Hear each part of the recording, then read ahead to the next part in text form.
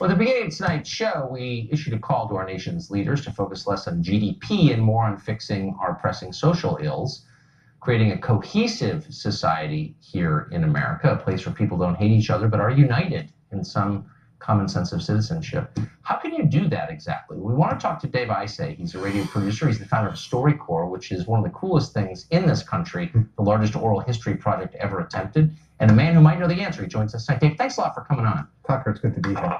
Let me just say, I have no idea what your politics are, which is one of the reasons I like you so much, because I don't think you are primarily political. You're really interested in bringing people together. How do you think we begin that mission in a country that's divided right now? Well, StoryCorps is a real simple idea. We started 15 years ago. We have a booth where you come with your grandmother, your grandfather, or friend, and you sit for 40 minutes with a facilitator and ask him or her about his life. And most people think of it as, if I had 40 minutes left to live, what would I say to this person who means so much to me? At the end of the interview, you get a copy, another one stays with us and goes to the Library of Congress. So your great-great-great-grandkids can get to know your grandmother through her voice and story. So essentially what we're doing is collecting the wisdom of humanity. It started out as this kind of crazy idea. You've had 500,000 Americans participate to date. So it's the largest collection of human voices by far ever gathered. And to your question, you know, a year and a half, 2 years ago, seeing the fracturing of the country, we decided to try something new with StoryCorps, to test something new that we just launched. We're calling it One Small Step. And basically what we're doing is, you know, every one of these 500,000 participants have known and loved each other. And what we're doing now is putting people across the political divides inside StoryCorps booths, strangers, just to get to know each other as human beings and to realize that actually you don't want that person dead. You know, so we... Good, so let's start. Yeah, well, you know, look, it's the hardest thing we've ever done. But, you know, we believe that obviously what's happening, the fracturing of the country, it's an existential crisis.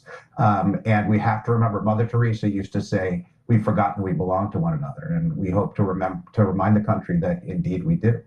And we do, as Americans, we do. And what do people learn when they do this? Well, pretty much that everybody is basically the same. You know, that's what the facilitators who travel the booth for StoryCorps, collecting the wisdom of humanity. We've had hundreds of them. They go out and they record thousands of stories and then come back to New York, where we're based. And if you ask them what they've learned, every one of them will give the same variation of an answer. And it's that Anne Frank quote that people are basically good. And what you're going to find out is that the people across the divides are just people. And they love their families and they love their country. And they want the best for their children, and they have stories that matter and are important. You know, every story is equally important and should be honored and listened to. And you know, I think in this country, I hope, you know, people would feel like maybe we've had enough of this, and it's time just to listen to each other.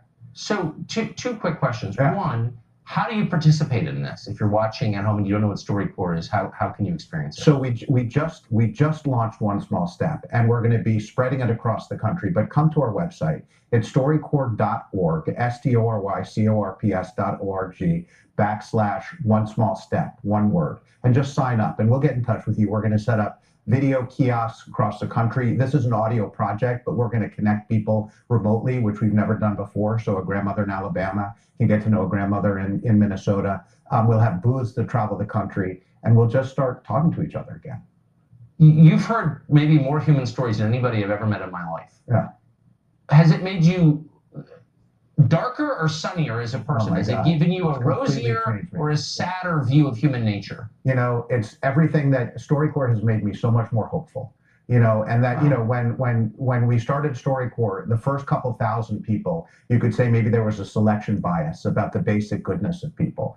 But after 500,000 people of every political stripe, every part of the country, small towns, big towns, you know, there's got to be some truth to this idea of the basic goodness of people. And the fact that we are so much more alike than we are different.